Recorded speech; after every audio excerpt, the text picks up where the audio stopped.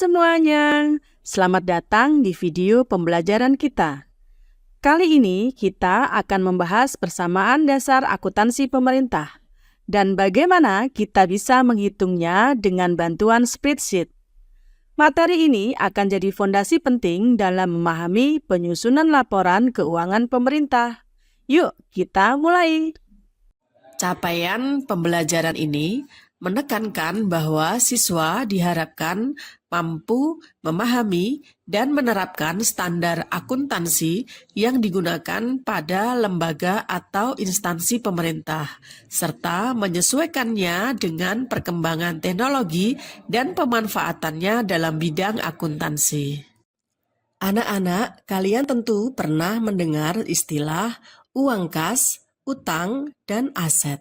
Semua itu sebenarnya adalah bagian dari akuntansi yang juga digunakan dalam pengelolaan keuangan pemerintah. Sebelumnya, kalian sudah mempelajari pembukuan serta debit dan kredit. Hari ini, kita akan mengkaitkan kembali pengetahuan tersebut dalam materi persamaan dasar akuntansi pemerintah. Melalui materi ini, kalian akan memahami bagaimana keuangan suatu daerah disusun agar tetap seimbang dan dapat dipertanggungjawabkan. Mari kita mulai pembelajarannya dengan semangat.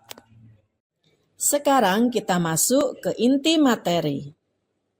Persamaan dasar akuntansi pemerintah adalah aset sama dengan kewajiban ditambah ekuitas dana.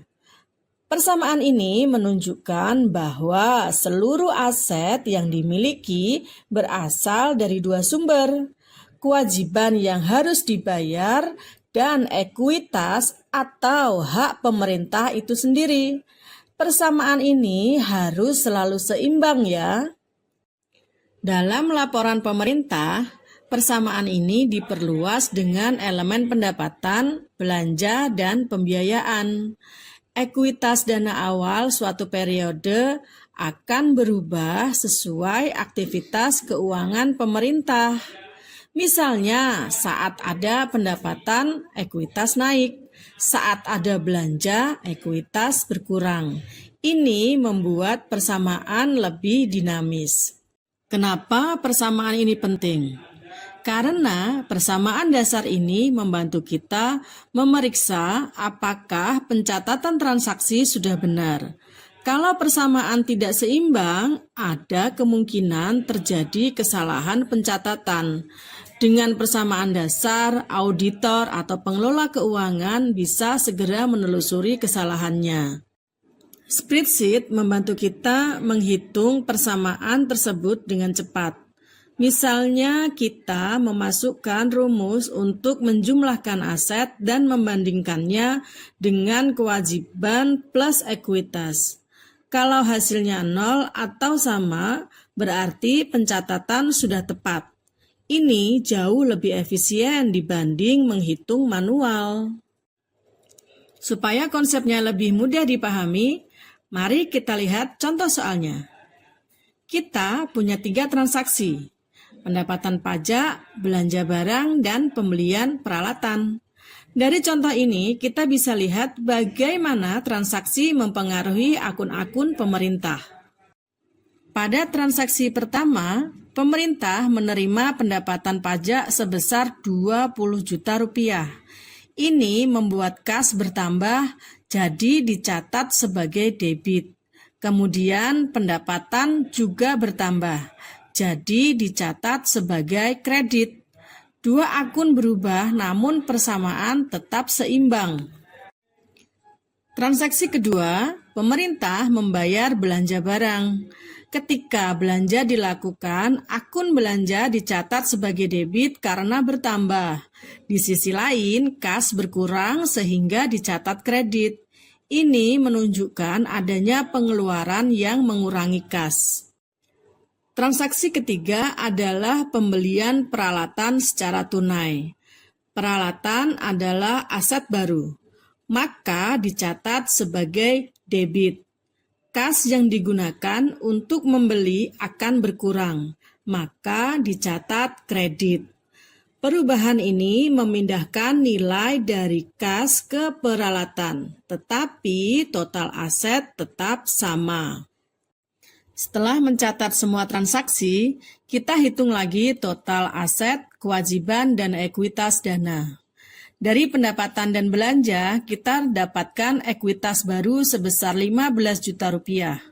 Jika kita jumlahkan semua aset setelah transaksi, hasilnya juga 15 juta rupiah. Artinya persamaan akuntansinya seimbang. Berikut adalah contoh bagaimana transaksi tadi bisa disusun dalam spreadsheet. Kita bisa melihat bagaimana setiap transaksi mempengaruhi saldo akun. Dengan spreadsheet, proses pengecekan keseimbangan bisa dilakukan otomatis sehingga meminimalkan kesalahan. Sekarang kita masuk ke kegiatan kelompok.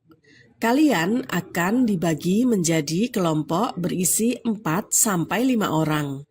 Setiap kelompok akan mendapatkan studi kasus inventarisasi awal keuangan Kabupaten Subur Makmur tahun 2022 yang meliputi kas daerah, persediaan, aset tetap, dana cadangan, utang jangka pendek, dan utang jangka panjang.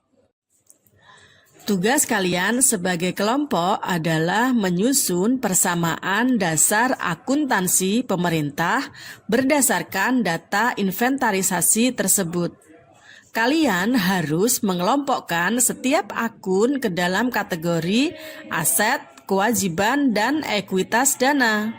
Lalu menghitung nilai ekuitas dana lancar, ekuitas dana investasi, dan ekuitas dana cadangan.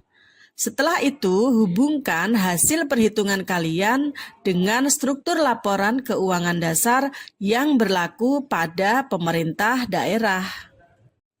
Gunakan spreadsheet untuk menyusun perhitungan, memastikan keseimbangannya, serta memeriksa apakah total aset sama dengan total kewajiban ditambah total ekuitas dana.